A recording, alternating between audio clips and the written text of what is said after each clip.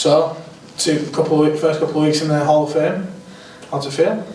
It feels good, really, yeah. Well chuffed, to be fair. I had a lot of texts and phone calls wishing me well and what I've achieved, so it means a lot, really. So, the Hall of Fame provides a really good opportunity to kind of look back and celebrate the club's history and stuff like that. We've got KR coming up at the weekend, but so we'll talk a little bit about that. But I just want to touch upon, if you think back when you kind of signed for York, in that moment, kind of what are the feelings for when you signed? Yeah, like I've said before, obviously I was playing at amateur, and then obviously signing for York, for my hometown club, was immense. It was just what I wanted to do. Was a young kid, 22-year-old, signed, and there's not better. Like I said before, in future interviews, there's not better than playing in front of your own town fans. You know, people walking around town and people recognise you, and shops. It's brilliant, really. In those years in York, you played for the Wasps, you played for the Knights, you played for the City Knights. So you saw some difficult but pretty good times as well. Yeah. Obviously, when I signed, we had a fantastic season. We had a real good side. Obviously, I think money and stuff went on, and the coach got moved on and sacked, and a lot of people moved on. And that second year, so it drastically went down. And obviously, that's when people were moving. Caney moved. I ended up getting signed for another club. But obviously, and then I think a couple of years later, Wasps folded, and then 2 or 3 years later, 2003 is when the Knights reformed. In your time at the Knights, you played with some pretty good players, you know, Lee Jacko, Danny Brough. Yeah. Who are your kind of favourites to play alongside? Maybe not the best players, but your favourites, you know, when you go to the bit. I still keep in touch with Danny Brough. He was a good little lad. He was only a young lad, but like you say, he moved on to Super League and Man of Steel Award. He was a good lad, Bruffy. Like you say, we didn't really know when Lee Jackson came in. He was coming back end of his career, but he had a different class, you know. And then Chris Smith come from St Helens and all. Some lads like that. They stood out in the early years of the, when they first formed. They were great signings then. When the Knights reformed, 2002 time, first ever game was against Hull KR, Friday's opponents. What was your memories of that game? You know, we were a big underdog on the night, and yeah, pretty well, pushing pretty close. Yeah, obviously Hull KR as well. And I signed for them at 24, but it didn't really work out. Maybe got a bit of a bad feeling with Hull KR, so regards that. But I remember, as I say, we just got a new team together. Paul Broadbent was coach. You know, got us a few York lads in. Introduction of Smithy, who said Chris Smith and Lee Jackson.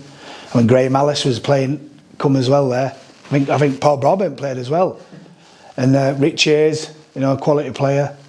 And I remember, well, just the hype. I don't know if it was, but I think the game got, you know, put back a bit because there was that many fans coming in. I think there was over 3,000, and it was brilliant for the York, for the Knights, you know, to get that crowd. So, do you think we can have a similar kind of effect on Friday night? You know, Hull KR coming off a massive season last year, and then we've come off a good result yesterday at Keighley, and you know, early season. Do you reckon how do you reckon go? Yeah, it's going to be a cracker, isn't it? I think Mark Abelgaff, when I went down to get inducted to Hall of Fame, you know, when they made it, cracking lad. How he comes across, you know, he's still a young lad, but I think everyone's getting into the book what he wants. You know, he's come from Wakey. But you can see with the results from last year, one off from the final, and as yesterday's result was an absolute belter. And going to Hull KR, grand finalists, weren't they? Maybe didn't perform on the day, but they got Man of Steel, Mickey Lewis. They'll be down here. Minicello, they made some decent signings as well. So I was just talking to Neil Gulliver there. I said, I reckon there'll be 4,000 or 5,000 here on Friday night. It'll be massive at City.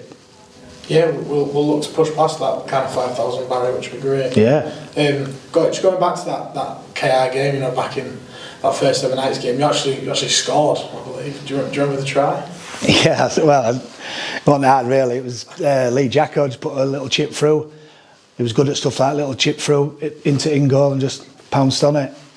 To be fair, it was a close game. I think I ended up 26-16 as I look back. But I didn't have the best of games. I looked forward, but I remember I got off for a try, which was good. Like I said, you know, I had bad memories with all really. But yeah, and it was unlucky really. They scored 2 late tries, and they won the game. But with crowd was that, and like you say, the fan base from there was unbelievable. It still is to this day. It's brilliant. You mentioned the crowd on that night.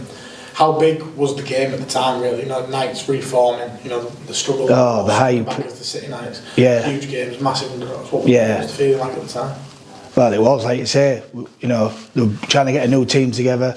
You know, there was lads who we didn't even know. But when we were, you know, on warming up, and you could see fans coming in, you couldn't believe it. You know, I've come down to understand when I was a young kid. I'd never seen out like this. And I'm sure it got delayed, but I can't remember. It's a long time ago, 20 odd years, getting on now. But yeah, it was brilliant, you know, just running out and just, you know, they had all cheerleaders, all fans. Oh, it was brilliant, yeah, really good. And like you say, on Friday it'll be the same. They've got a great following, as KR, so it's going to be a big night Friday.